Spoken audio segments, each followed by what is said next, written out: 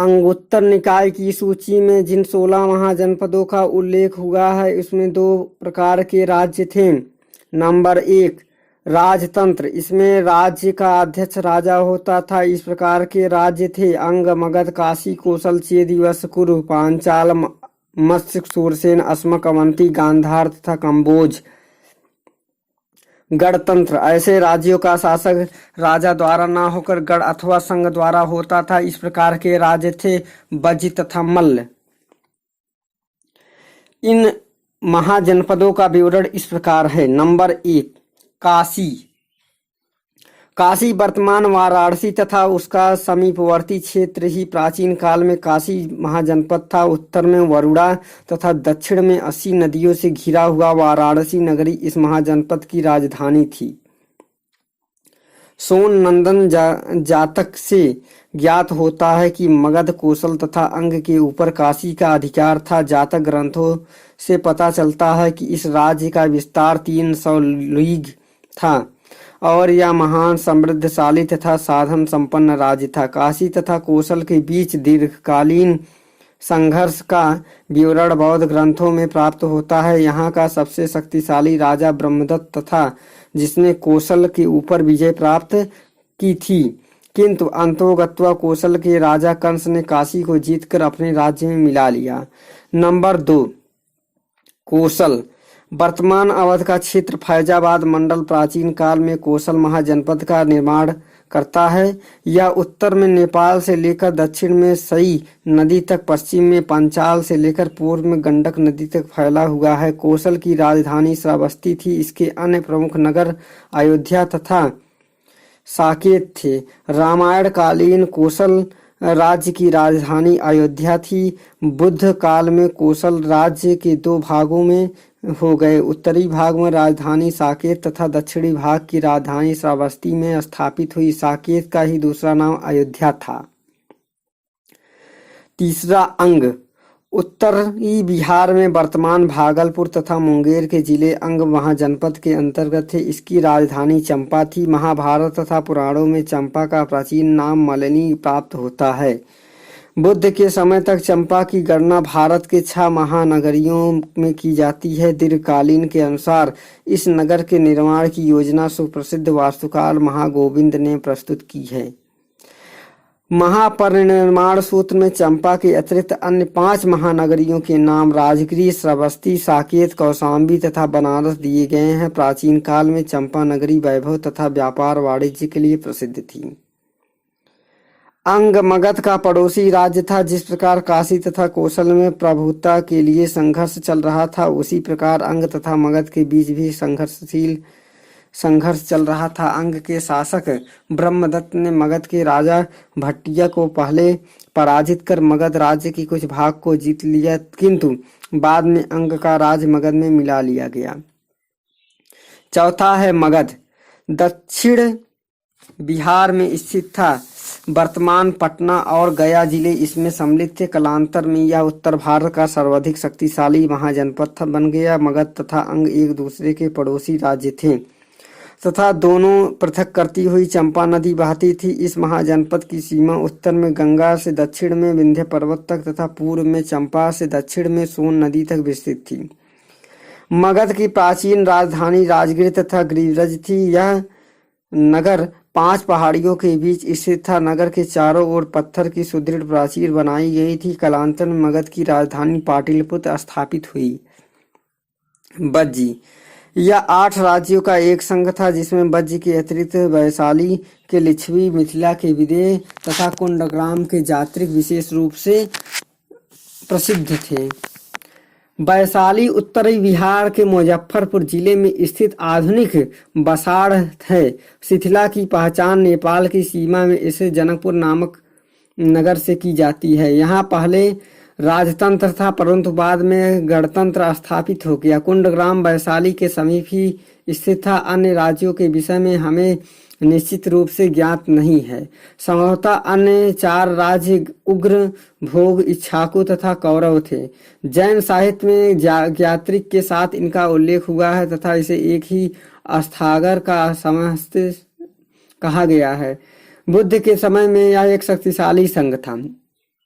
मल्ल पूर्वी उत्तर प्रदेश के देवरिया जिले में मल्ल महाजनपद स्थित था। वज्र संघ के स्थान पर यह भी एक संघ गढ़ राज्य था जिसमें पावा, पडरौना तथा कुशीनारा के मल्लों की शाखाएं सम्मिलित है। ऐसा प्रतीत होता है कि विदेह राज्य की ही भांति मल्ल राज्य भी प्रारंभ में एक राजतंत्र के रूप में स्थापित था। कुश जातक में ओंकार को वहां का राजा बताया गया है। कालांतर में उसका एक संघ राज्य बन गया। बुद्ध के समय तक उसका स्वतंत्र अस्तित्व बना रहा। चेदी या चेत आधुनिक बुंदेलखंड के पूर्व तथा उसके समीपवर्ती भागों में प्राचीन काल का चेदी महाजनपद स्थित था। इसकी राजधानी सोतवती थी जिसकी पहचान महाभारत के सुक्तमती से की जाती है। महाभारत काल में यहाँ का प्रसिद्ध शासक शिशुपाल तथा जिसका वध कृष्ण द्वारा किया गया। चेती जातक में यहाँ के एक राजा का नाम उपचर मिलता है।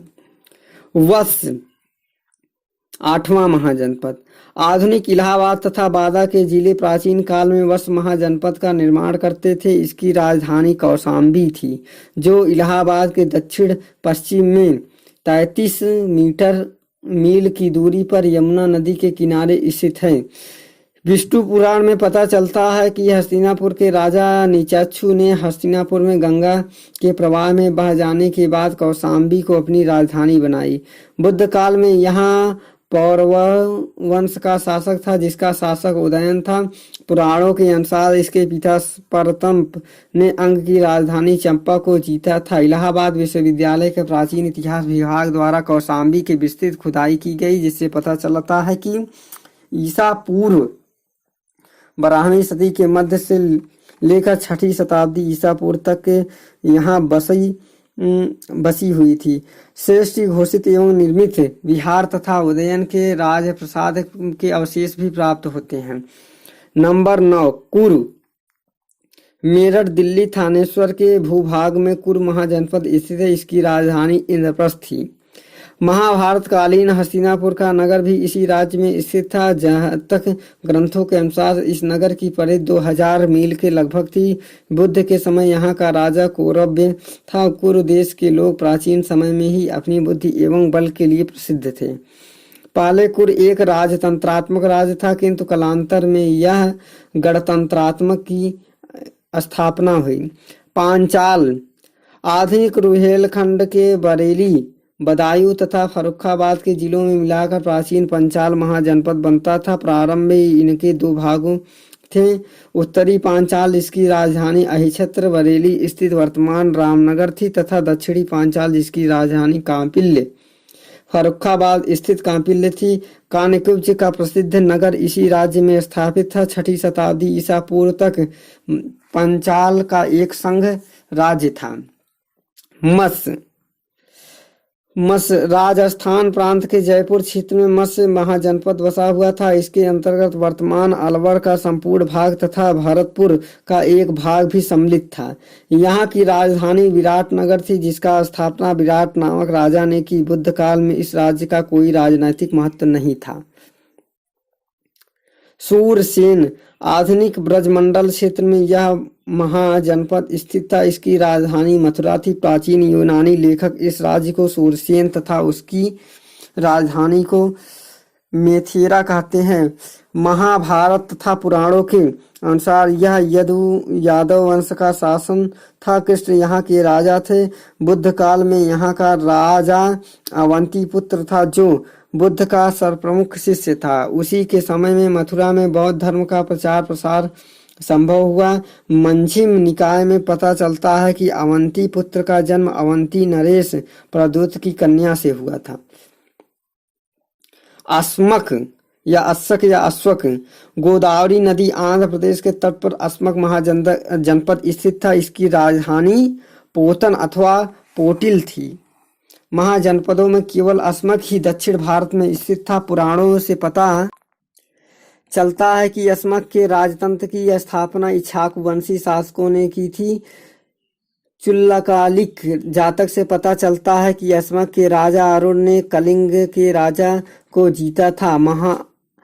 महात्मा बुद्ध के पूर्व असमक का अवंती के साथ निरंतर संघर्ष चल रहा तथा बुद्ध काल में अवंती ने इसे जीतकर अपनी सीमा के अंतर्गत समाहित कर दिया।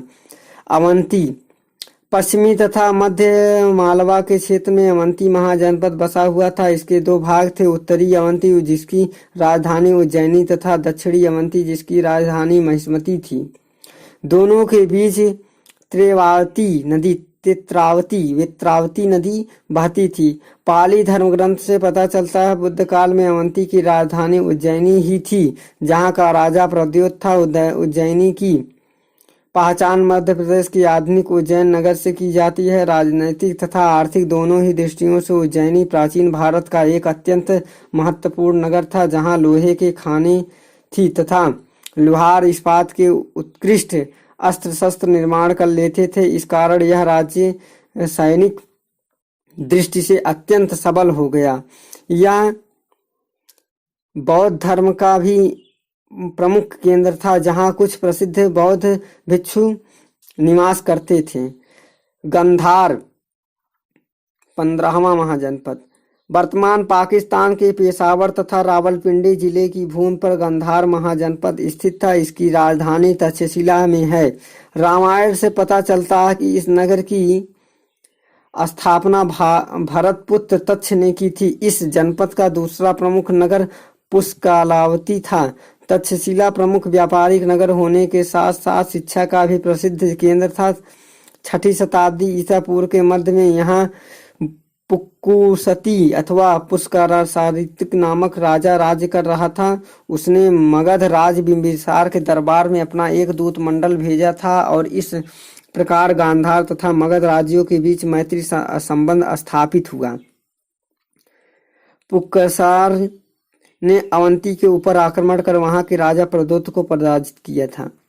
कम्बोज 16वां महाजनपद यानी अंतिम दक्षिण पश्चिमी कश्मीर तथा काफिरिस्तान के भाग में मिलाकर प्राचीन काल में कम्बोज महाजनपद बना था। इसकी राजधानी राजपुर अथवा हटक थी। यह गंधार का पड़ोसी राज्य था। कालांतर में यहाँ राजतंत्र के स्थान पर संघ राज्य स्थापित हो गया। प्राचीन समय में कम्बोज जनपद अपने श्रेष्ठ घोड़ों के लिए विख्यात था। इस प्रकार 6ठी शताब्दी ईसा पूर्व के प्रारंभ में उत्तर भारत में विकेंद्रीकरण एवं विभाजन की दृष्टि से उपस्थित कर रहा था। जिन 16 महाजनपदों के नाम ऊपर दिखाए गए उनमें पारस्परिक संघर्ष, विद्वेष एवं घृणा का वातावरण व्याप्त था। प्रत्येक महाजनपद अपने राज्य की सीमा बढ़ाना चाहते थे। काशी और कोसल के राज्य एक दूसरे के शत्रु थे। प्रारंभ में काशी विजयी रहा, परंतु अंतोगत्वा वह कोसल की विस्तारवादी नीति का शिकार बन गया। इस प्रकार अंग, मगध तथा अवंती और असमक भी परस्पर संघर्ष में उलझे हुए थे।